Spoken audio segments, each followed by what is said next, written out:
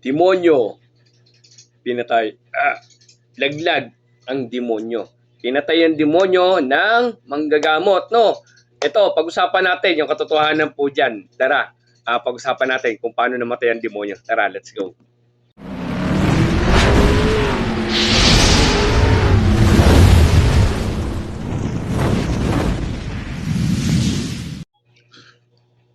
Yung mapagpalang araw mga kaagimat, no? Ito na naman yung kaagimat, si Happy Agimat, na mail si Agimat, pero wala namang Agimat.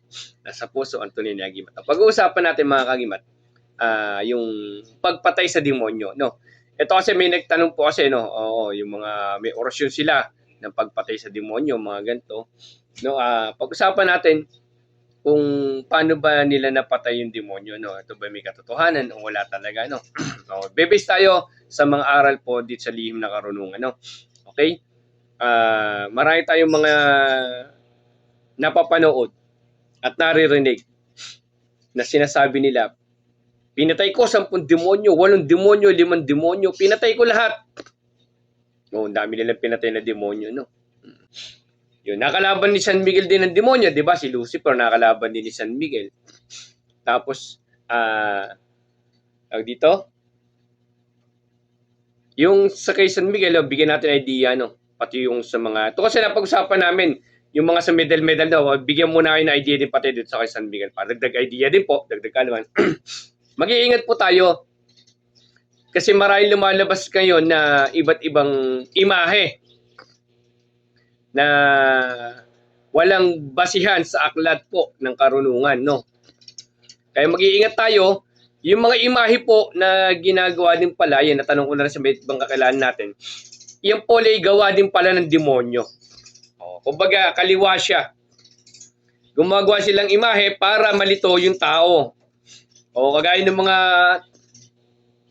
yun. O yung mga bungo-bungo, yan, sample bungo. Yan. May nakita din tayo mga, napagtanong din natin ito po hindi po sa akin, nag-base lang, no? Huwag po magagalit kung kayo tatamaan po. Kung kayo against po sa aral namin, out na po kayo dito, no? Ayaw din po makapagtalo. Ito po yung aral na binibahagi ko para lamang po sa naniniwala sa aral ng Team Happy World. Kung kayo po ay against po sa aral namin, ay inihiling ko po sa inyo para wala tayong pagtatalo. Huwag niyong papanoorin ang video namin. I-block niyo na lang po para wala po tayong pagtatalo. Ito po, paalala ko, hindi po para sa mga basher. Ito po ay para po sa aral ng naniniwala sa aral ng Team Happy Agimat. Para sa grupo ng Team Happy Agimat at sa mga followers, subscriber ng Team Happy Agimat po, no? Iyon. Nung nagpunta rin si Commander Leon, natanong ko rin sa Cavite, Batangas, sa pagtatanong ko na rin yung mga iba't ibang imahe, no? Na marami kasing gumagawa iba't ibang imahe, no? Kagaya nung yung binasag na na rebulto, no? Ganun, no? Pang-altar. Doon nakita nila sa loob ng nabasag, meron nakabaliktad na krus sa loob. Oo. Tapos meron din yung mga ginagawa sa yung plastic ngayon. Nilalagyan nila ng 666. 7766 yung likod. Tingnan nyo yung likod, yung mga plastic na rosary ngayon, medyo maglalabas sa ganan. Meron pa nakapagsabi sa akin, nagtanong din, San Miguel, kasi San Miguel tayo eh. Yung San Miguel po, na ang sino ba nasa panan ni San Miguel? Di ba si Lucifer, no? May nakapagsabi ni sa akin na hindi siya pwedeng gawing bungo ang nakalagay. No, kasi di ba si Kristo may yapak na bungo. San Miguel po ay hindi po pwedeng may yapak na bungo. Ang pwedeng bungo niya ay may sungay as a demonyo. Demonyo po yung nasa paanan, no? Yun po ang symbolize talaga ng San Miguel na base sa amin na aral ngayon. Ngayon, kung bungo lamang ilalagay nyo, possible na gawang kaliwa po yan. Kung San Miguel at demonyo lamang, yung nakayapak ay demonyo lang, bungo lang. Kaliwa po yan. Parang nire-ritualan siya. Opo. Kaliwa po. Nakakapagtawag siya ng mga negative energy, nakakatawag siya ng pwede kang makatawag ng mga kung ano nung bad elements, pwede kang makatawag ng demonyo, magbibigay ng kamalasan. Kaya medyo sabi nga, kailangan natin mag-iingat kasi nung nagpunta rin si Commander Leda, nagtanong din ako, Commander, ito ba ubra? Hindi daw. Tapos sabi ko, kailangan yung gagawin mo na medalyon naka-base doon sa libro. Tama ba? O, di ba? Sabi nga niya, tama. Kailangan naka-base doon sa libro. Hindi ka pwedeng gumawa ng isang kasa na wala kang pagbabasihan na talagang tatama. Hindi pwede yung haka-haka at saka gawa-gawang isip na lamang. Doon po kinakain ng sistema at yun po yung nauudyukan ng kaliwa. Doon po yung kaliwa, yung gumagawa ng mga imahe na wala na sa base ng aral ng lihim na karunungan. Nagiging kaliwa na sila. Opo, no? Kaya mag-iingat po tayo, lalo yung mga binibili natin ng mga pwedeng panyo. O kunyari panyo, di ba? Panyo, mga larawan-larawan ng panyo. Mag-iingat po tayo, baka kung ano po nilalagay nila dyan, no? Para malinlang lang tayo. Kumbaga, Kristo, tapos iba na nilalagay, o San Miguel, iba din nilalagay, Mama Mary, pero meron palang naka-secret na Satanist style, no? Kaya mag-iingat po tayo, no? Ngayon, sa pagpatay naman, nasa demonyo na tayo, no? Sa pagpatay naman ng demonyo, marami kayong napapanood, mga kagimat. Marami tayong napapanood ng mga video. Number 1 sa BGN, video, kwentuhan ng mga kakilala ko rin, no? Ngayon, ako pag sinabi nila, pinatay ko demonyo, pare. Minsan sa live ko, meron pa yan. Pinatay ko demonyo, 3 demonyo, pumasok doon sa pinatay ko lahat. Ako po, bilang respeto at kunyari, kaibigan ko, hindi ko binibigla agad.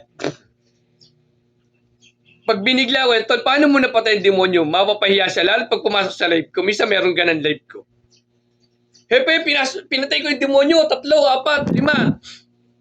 Naka-live ako nun. Mo ko lang, okay yan. Gumagano na ako. Kasi kung doon ko siya, bilang manggagat, kasi kung bibiglayin ko naman siya doon sa live ko, baka mapahiya siya. Baka sumagot siya, ginilitan mo. Paano mo papatay? Kasi mga kagimat, si Lucifer na nga isa sa perpekto ng di ba? Sila aliw at libangan ng Diyos, ng anak ng Diyos na babae, no? Unang anak ng Diyos na babae. Siya yung aliw at libangan, si Lucifer, no? Isa sa perpekto na anyo, no? Nung naglaban sila ng San Miguel, tinalo lang siya ni San Miguel. Pero hindi namatay. Tinalo lang. Hanggang sa binabasa kay Laliman. Yung binabasa kay Laliman, di ba, may nakatas sa 2 anyo, sumanib sa kanya, nag-isa sila, lumakas si Lucifer. Tapos naglaban uli sila ni San Miguel. Di ba, una, hindi kakaya ni San Miguel, bumalik uli sa ama, hinati si San Miguel, naging 7 arkangheles, no? Tapos pagbalik niya, 7 arkangheles, nag-isa siya, nagsanib, lumakas siya. Hanggang sa tinalo uli si Lucifer, pangalawang laban, tinalo na naman si Lucifer. Diba? Tapos hinati ng Panginoon si Lucifer na sila Luzbel, diba? Kumbaga, yung nakakalaban nyo na ngayon is mahina na yan, hindi na yung talagang pinakamalakas. Diba? Pero, paano mo mapapatay? Immortal po yan. Si San Miguel nga hindi napatay kapwa niya Arkanghel. Immortal po ang Arkangheles. Hindi mo kayo mamamatay po yan. Maring Diyos ang malang po ang kaya gumawa niya na kaya lumusaw. Pag demonyo po, sa mga nag-aaral po, lalo yung kumbat yan, pag demonyo po, bibigyan ko na kayo idea din kasi sa mga part ng experience namin, no? Yung mga iba pong ayaw po sa aral namin, left na lang po kayo para hindi po nagkasagasaan, no? Hindi, wala po akong gustong patamaan. Ito po ay para po sa aral ng Team Happy Igimat, sa miyembro ng Team Happy at saka sa mga naniniwala sa aral ng Team Happy. Kung kayo against po, hiling ko po na left po na kayo, no? Yun. Sa mga nag-aaral naman sa kumbate, iyan po ay, kada gilit nyo po ay nanghihina lang po yan. Hanggang sa matalo nyo po sila, hanggang sa lumaya siya.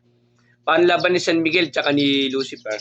Ilang labanan sila na laban-laban dito na tolero si Lucifer, nag-warsyon na ganito, laban niya matagal pa hanggang sa napasuko niya si Lucifer.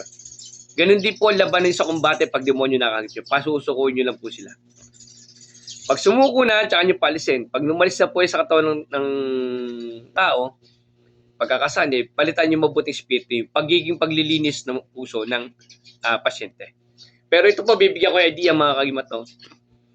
Ang lahat na sinasaniban ng demonyo ay depression problemado. May problema po yan.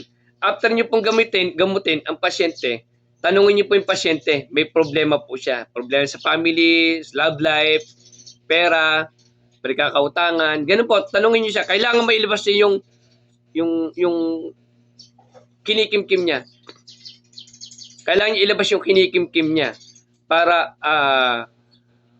luminis yung kanyang kalooban at lumabas lahat ng masama sa kanyang katawan at mapalitan ng mabuting espiritu. Papalitan yung mabuting espiritu na tuturuan manalangin at saka organong poder. Yun po, binibigyan po ng idea. Manghihina lang po yan. Pero pag hindi nyo naalis yung depress ng tao, yung problema ng tao, hindi na ilabas niya, hindi na kapag-open. At magkukulong naman sa kwarto, babalik na naman yun.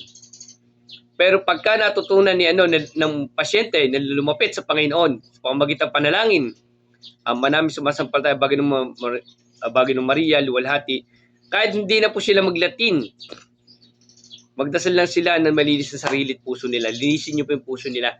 Hindi na po babalikan yan. Pero ito po, ang sasabihin ko lang sa inyo, pag kinumbati niyo, pagkatapos i-alis yung demonyo, tapos babalik na naman, sabihin niyo ginilitin niyo, patay na, manda po kayo pag hindi nyo naalis yung problema ng tao. Mga ilang araw, babalik na naman sa inyo yun. Sasanib na naman yun. Wala pong tigil yan. Paulit-ulit lang po. Kaya po yung mga nagkukumbate, yung po binigyan ko yung idea, pagkagamot nyo po pinakalaban yung demonyo, pahinain lang po yan hanggang mapalayas yan, mapasuko nyo. Pag napasuko nyo na, lumayas na po yan, tanongin nyo yung problema ng pasyente. May problema po yan. Hindi po yan sasaniban ng demonyo. Walang problema yan at yan ay malapit sa Panginoon. Wala pong sinasaniban na malapit sa Panginoon at naglilinis sa sarili. Linisin po sarili, huwag magkukulong sa kwarto lang. Opo, dagdag idea po yan. Dagdag ako yung idea sa mga paggawa-gawa ng mga imahe. Mag-ingat tayo sa paggawa ng imahe at saka ingat po tayo sa pagpatay ng demonyo dahil ang demonyo po ay immortal. Hindi nga po napatay ni San Miguel, tayo pa kaya na tao papatay sa kanya. Hindi po mangyayari yan. Kaya po yung mga nagagawa ng video na pumatay ng demonyo, medyo ingat-ingat lang po tayo, no? Huwag na po nating iano ng demonyo kung pinatay natin. Kasi wala po. Sa mga baguhan po, maniniwala yan. Pero kaming matatagal na po, hindi nyo na po mapapatay ng demonyo, mapapalayas nyo lang po at mapapahina nyo, matatabo nyo po sila. Pero hindi nyo kayang patayin ng immortal. San Miguel nga hindi siya napatay. Tayo pa kaya. Diba? Dagdag idea lang po yan. Huwag pong kayong magsasama ng loob. Dahil iyan po yung katotohanan din naman po. Maraming salamat. Yung mga ayaw po sa amin, out lang po kayo. No? At ayaw ko din po makatalo kayo. Kaya po yung iba, binibilang ko lang po para po wala po pagtatalo. No? Dito lang po kami sa amin. No? Maraming salamat. God bless sa inyo lahat. Diba? Thank you.